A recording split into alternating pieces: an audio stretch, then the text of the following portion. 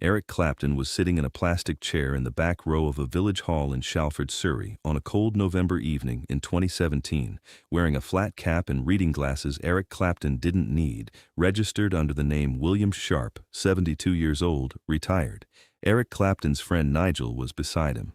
Nigel had filled in the registration form 3 days earlier, driven to the village hall in person to confirm the entry, bought Eric Clapton a flat cap from a charity shop in Guildford that Eric Clapton had immediately declared perfect and had been trying to keep a straight face ever since. There were 14 contestants in the Shalford Village Hall charity guitar night. The head judge was a woman named Margaret, a guitar teacher of 18 years who had organized this competition for the last 4 of them and who had used Wonderful Tonight as the first song she gave every new beginner for the last 12.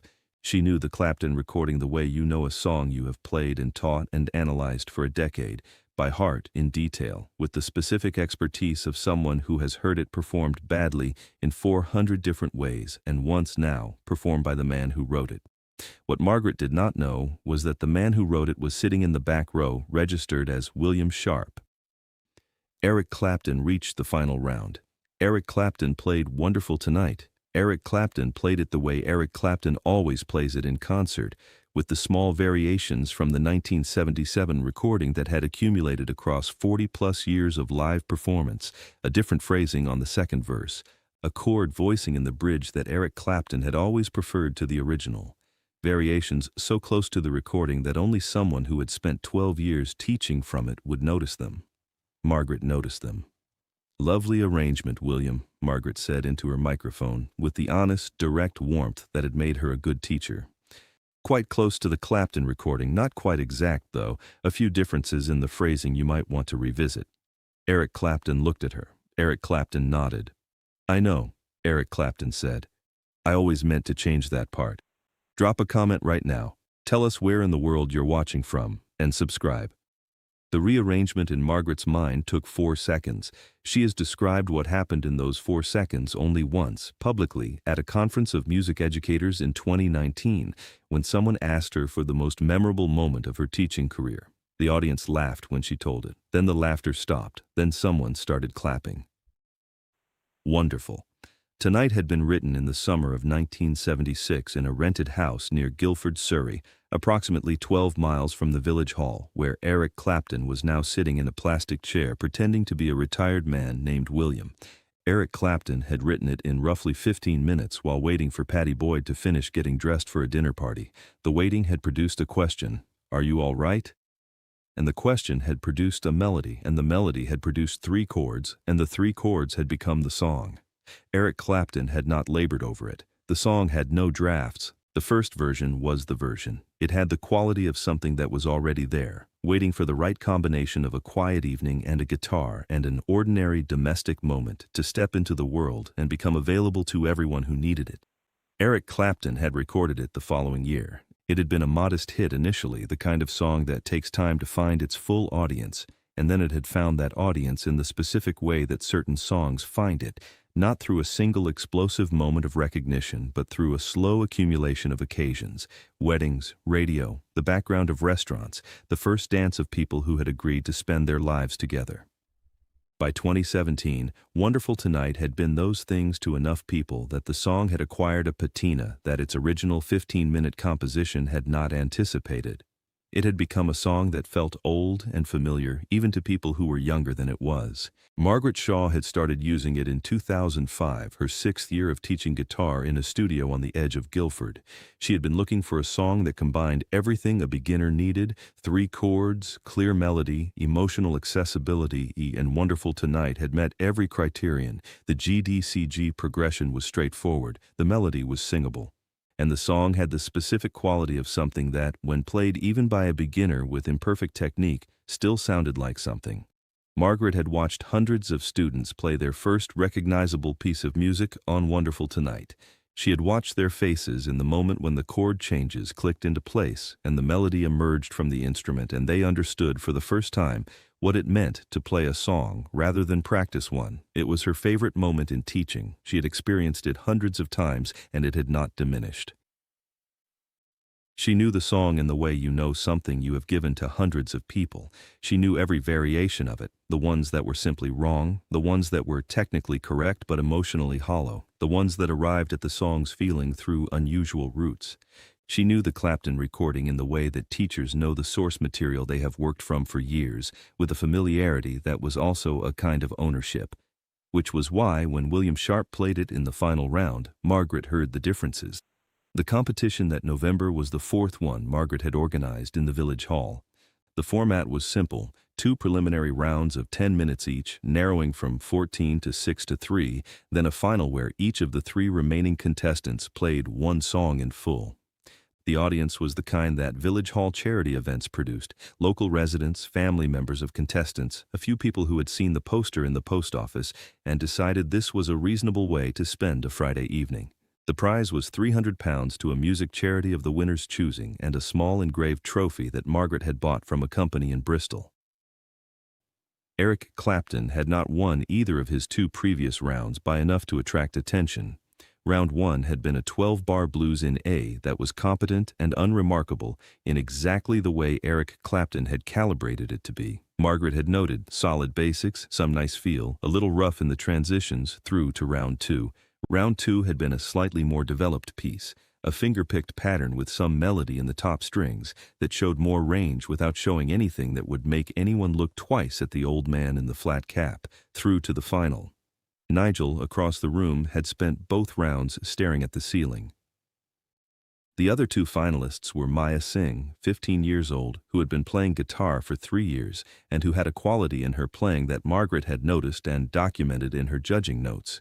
She played from inside the music rather than on top of it, which was rare at 15 and was the difference between someone who would remain a competent amateur and someone who would develop into a real musician.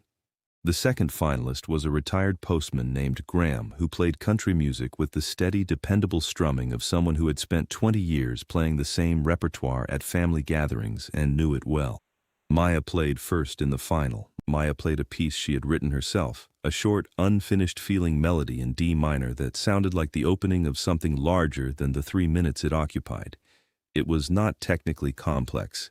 The chord changes were modest, but the melody had a quality that Margaret had learned to recognize over 18 years of listening to people play. It had been written by someone who had something to say rather than something to demonstrate. Margaret gave it top marks and felt good about the decision in the specific way that judges feel good when they know their marks are accurate. Graham played second. Graham played a country standard with the steady, honest strumming of a man who had been playing it for 20 years and knew exactly what it was. Then Margaret called William Sharp. Eric Clapton stood up from the plastic chair. Eric Clapton walked to the small stage at the end of the village hall. Eric Clapton sat on the stool. Eric Clapton adjusted the borrowed acoustic guitar across the knee.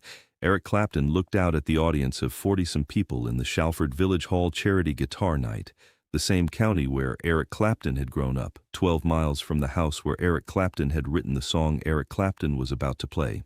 Eric Clapton closed both eyes. Eric Clapton played Wonderful Tonight.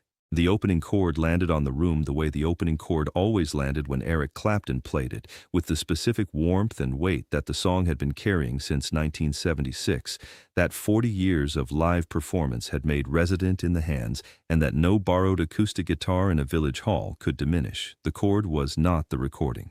The recording had been made on a particular evening in a particular studio with a particular guitar, and it had captured one version of the song. What came off the borrowed acoustic in Shalford was something the recording had been attempting to describe. 40 years of playing the same song in the same county where it was written had not made it smaller. Margaret sat at the judges' table with her pen in her hand and her notepad in front of her and listened to the entire song with the complete attention of someone who had taught this song for 12 years and was now hearing it played in a way she had not encountered before.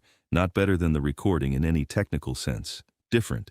As if the person playing it had decided at some point in the past 40 years that certain moments in the song could say more if approached differently, and had been right. When the last chord faded, the village hall was quiet for 4 seconds. Margaret leaned toward her microphone. "Lovely arrangement, William," Margaret said. "Quite close to the Clapton recording. Not quite exact, though. A few differences in the phrasing you might want to revisit when you're working on it." Eric Clapton looked at Margaret. Eric Clapton nodded once. I know, Eric Clapton said. I always meant to change that part. Margaret looked at William Sharp. The pen remained above the notepad. Margaret was a musician who had spent 12 years with this song. The words, "I always meant to change that part," had arrived in her mind and were now doing something specific. They were connecting to what she had just heard, which was not a man who had learned the song from the recording and failed to reproduce it exactly, but a man who had made deliberate choices about where the song should go. Choices that had the internal consistency of someone who had been thinking about them for a long time. The rearrangement took 4 seconds, then Margaret looked at the flat cap, then at the reading glasses, then at the hands on the borrowed guitar. Then Margaret put the pen down on the table. The pen rolled to the edge, and Margaret did not catch it. A woman in the third row, a retired secondary school music teacher named Helen who had attended every competition Margaret had organized, recognized what was happening in Margaret's face before she recognized why it was happening, and then she recognized why, because Helen also knew the Clapton recording, and Helen was also now connecting the recording to what William Sharp had just said, and Helen said, at a volume that covered the whole room, "Oh my God." The information moved through the 40 people of the Shalford Village Hall Charity Guitar Night at the speed that information moves when a small room has just been told something that reorganizes the last 45 minutes retroactively. It arrived in each person differently and at slightly different times. Some people stood up immediately, some sat with it for a few seconds and then stood. Some put their hands over their mouths and looked at William Sharp. Nigel, who had been holding it together for 2 hours and 47 minutes, put his head down on the table in front of him and made a sound that was technically laughter, but also contained relief and satisfaction and the specific joy of a man whose joke has landed exactly as planned. Eric Clapton set the borrowed guitar on the stand beside the stool. "The prize belongs to Maya," Eric Clapton said. "She played with truth. That's the harder thing to teach." Eric Clapton looked at Maya, who was 16 and had spent the last 40 seconds transitioning from a state of complete normal reality into something she would be processing for the rest of the year. "Would you play one song with me? You take the lead, I'll follow." They played together for 8 minutes. Eric Clapton provided the rhythm and the foundation and the specific kind of musical company that makes the person you are playing with more than they are when they play alone. Maya Singh played the melody and the variations and the small improvisations that the presence of Eric Clapton's playing made possible and necessary and inevitable, because when the rhythm is that certain and that present, the melody is free in a way it cannot be free when it is responsible for carrying everything by itself. Maya played phrases she had never attempted before and found that they resolved cleanly because the foundation under them was solid enough to absorb any mistake and turn it into a decision. The 40 people of the Shalford Village Hall Charity Guitar Night were on their feet for all 8 minutes. Margaret found Eric Clapton by the door as people were leaving. Margaret was a composed professional who had been in control of every music education situation she had encountered for 18 years. This was the first one she had not been in control of. "I told you your phrasing wasn't quite right," Margaret said. "You were applying the recording as the standard," Eric Clapton said. "That's correct procedure. The recording is the standard. I just made the recording, so I know where it comes from. I've been teaching your song for 12 years. I know, and however many students you've taught it to, every one of them can play it now. That's more than I've done with it." The sign-up sheet from November 2017 is framed in the entrance of the Village Hall in Shalford. Entry 11 reads, William Sharp, 72, retired. Beside it, in Margaret's handwriting, "Wonderful tonight. Good feel, phrasing not quite like recording, through to final." The following Monday, Margaret started her first lesson of the week differently than she had ever started one before. She did not begin with chord shapes. She said, "The person who wrote the song we're going to learn told me last Friday that his version isn't quite like the recording. What that means for us today is there is no single right version. There is only the version that comes from understanding why every choice was made." Subscribe.